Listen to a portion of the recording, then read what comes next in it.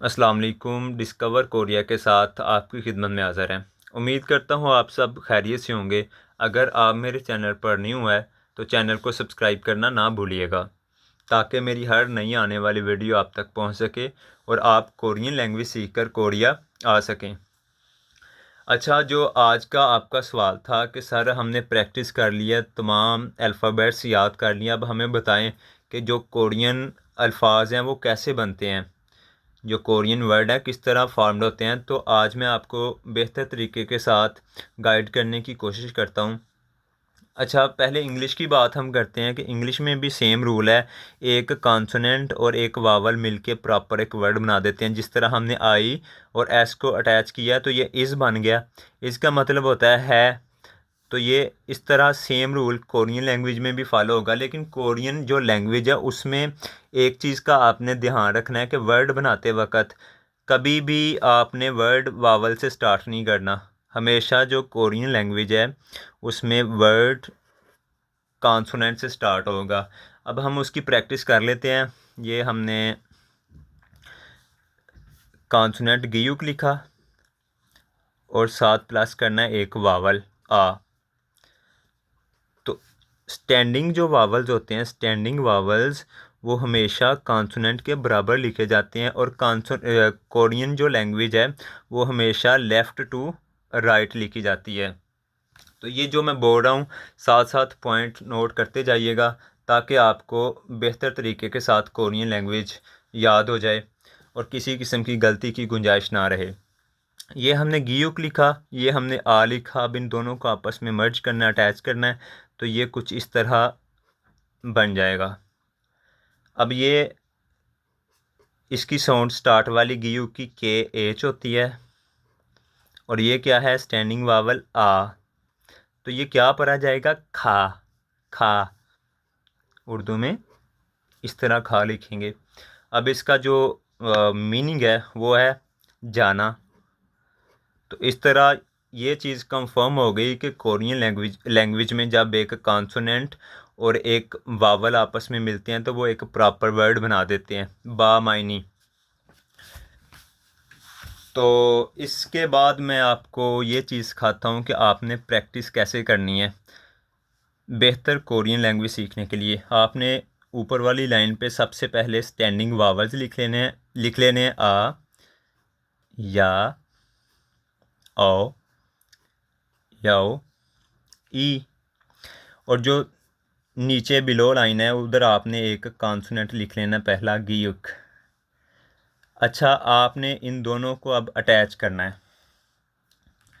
Attach करना है तो ये आ गया, कॉन्सोनेंट पहले आएगा, ऊपर से जो स्टैंडिंग वावल है वो अटैच होगा। तो ये इस तरह बन जाएगा। इसकी जो साउंड है वो के एच की है, साथ आ है, तो ये क्या लिखा जाएगा, खा। खा। जब आपको साउंड्स आती होंगी आप इनको अटैच करके साउंड्स खुद से लिखेंगे तो आपकी प्रैक्टिस बेहतर तरीके के साथ होगी और आपको कभी भी नहीं भूलेगा। अब ये गियुक को हमने इसके साथ अटैच करना है, या के साथ। तो ये हमने लिखा गियुक, साथ लिखा या। अब इनकी साउंड्स लिखते हैं। ये स्टार्ट पे है तो इसकी के एच होगी और ये क्या है, या। तो अब इनको रोमन पढ़ना है, ख्या। ख्या। ये हमने खे लिखा, फिर आगे या लिख दिया, तो क्या बन गया, ख्या। ख्या। अब गियू को आओ के साथ अटैच करना है। अब ये हमने साथ आओ लिख दिया। अब ये के एच है और ये क्या है, ए ओ। तो ये क्या बन जाएगा, खो। खो। खो। इसी तरह आपने इसको याओ के साथ अटैच करना है। इधर लिख लेना के एच और ये क्या है, याओ। तो क्या बन गया, ख्याओ। ख याओ। अब इसको ई के साथ अटैच करते हैं। ये के एच और इसकी साउंड क्या है, ई। तो क्या बन गया, खी। खी। ये मैंने एग्जाम्पल के तौर पे आपको गी के साथ तमाम स्टैंडिंग वावल्स अटैच करके और साउंड्स लिखती हैं। इसी तरह आपने जितने बाकी बेसिक कॉन्सोनेंट हैं उनको लिख लेना है और तमाम की साउंड जो है ना वो अटैच करके वावल्स के साथ ख़ुद से प्रैक्टिस करनी है और मुझे मेरे व्हाट्सअप नंबर पे एज ए होमवर्क सेंड कर देनी है ताकि मैं चेक कर सकूं कि आप बेहतर चल रहे हैं कि नहीं। अब हम इसको लेटे वावल्स के साथ प्रैक्टिस करते हैं।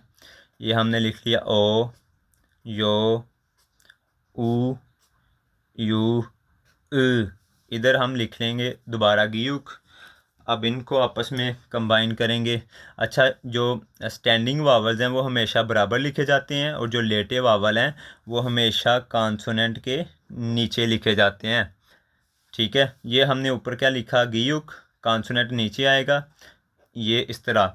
तो ये साउंड क्या होगी, गियुक की के एच, और इसकी साउंड क्या है, ओ। तो ये सिंपल क्या हो जाएगा, खो, खो। इसी तरह इसको सब के साथ अटैच करेंगे, गियुक, यो, के एच, वाई ओ। तो ये क्या बन जाएगा, ख्यो। अब गियुक, ऊ, के एच, और ये क्या हो गया, ऊ। तो ये क्या बन गया, खू। इधर ऊपर पेश आ जाएगी, खू। अब गियुक और साथ यू, के एच हो जाएगा, और ये क्या है, वाई ओ यू। तो ये क्या, ख्यू, ख्यू, ख्यू।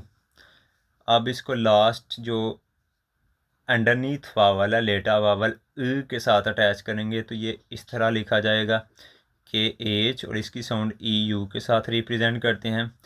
तो ये बन जाएगा ख, ख, ख, ख। इसको अदा करने का तरीका ये है कि आपने अपने दोनों जो दांतों के जबड़े हैं, ऊपर वाला और नीचे वाला, आपस में अटैच करने हैं और अपने हलक से आवाज़ निकालने की कोशिश करनी है, ख, ख। इसी तरह सिमिलर आपने तमाम जो बेसिक कॉन्सोनेंट्स हैं वो लिख लेने हैं और ऊपर लिख लेना है अंडरनीथ वावल्स। सबको आपस के साथ अटैच करना है और उनकी साउंड्स इस तरह इंग्लिश में भी और उर्दू में भी लिखने की कोशिश करनी है। तो इस तरीके से एक तो आपको पढ़ना अच्छे तरीके से आ जाएगा और एक आपको लिखने की आदत और लिख कर समझने की भी प्रैक्टिस हो जाएगी। तो ये एक आसान तरीका है कोरियन लैंग्वेज सीखने का फॉर बिगनर्स। मुझे उम्मीद है कि आज का लेक्चर आपको पसंद आया होगा।